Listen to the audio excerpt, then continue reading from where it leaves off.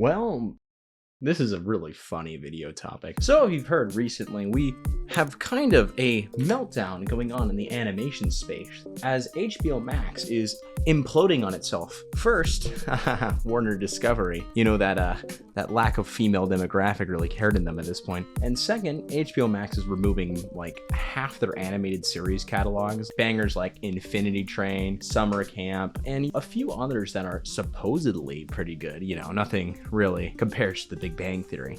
Hey, Howard, did you see that? I'm over here, Sheldon.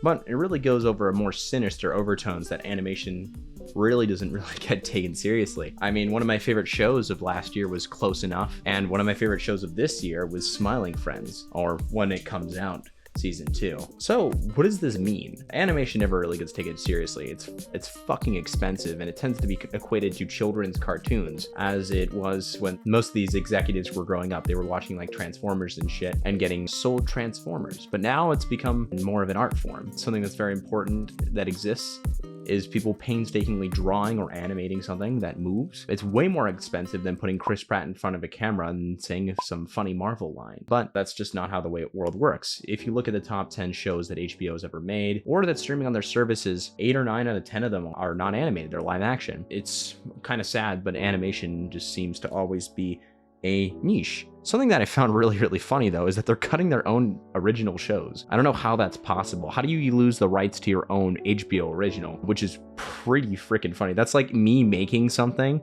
in like my house and then saying, oh, I'm just gone now. Like I can't do it anymore. Like it's just gone, you know, so it just vanished into the ether. You made that, and it's not like it's a physical copy. Like imagine being Julie Pott. You have this really cool show going, 100 episodes. A lot of people really like it. Hundreds of hours of animation, terrible conditions. You're crunching all the time, but you're really into it because it's a cool ass product. And then you find out that your show's been canceled from a tweet from some random thing. How hilarious is that? Wild. Also, they are purging all mentions of things like Infinity Train, again, Summer Camp Island, the Aquaman show from YouTube. The pilot's already got removed from YouTube at this point at August 18th, 2022, and so on. Apparently, there's also a rumor that Warner executives are going more towards the reality TV show route. Again, it's cheap content that can be produced very quick, as my Euphoria thesis is before, that people just gargle up for some reason. Animation's a medium of art. Art sometimes doesn't make a lot of money, but art for art's sake is always a wonderful thing. No offense, most things that are made in live action don't really hold up too terribly well, versus animation from that period. 60s, 70s, even 90s animation still holds up today. I mean, people are still discussing Little Mermaid and Snow White and so on from the Disney side, but yeah, it's absolutely insane that we're just like in this era where everything's gonna be streamed, and then because they don't want to pay the upkeep costs or royalties, that they just remove it completely. There's no physical media, no way to preserve this. Truly, HBO Max cannot be trusted with your wonderful animation, and I wouldn't trust a multi-billion-dollar corporation either.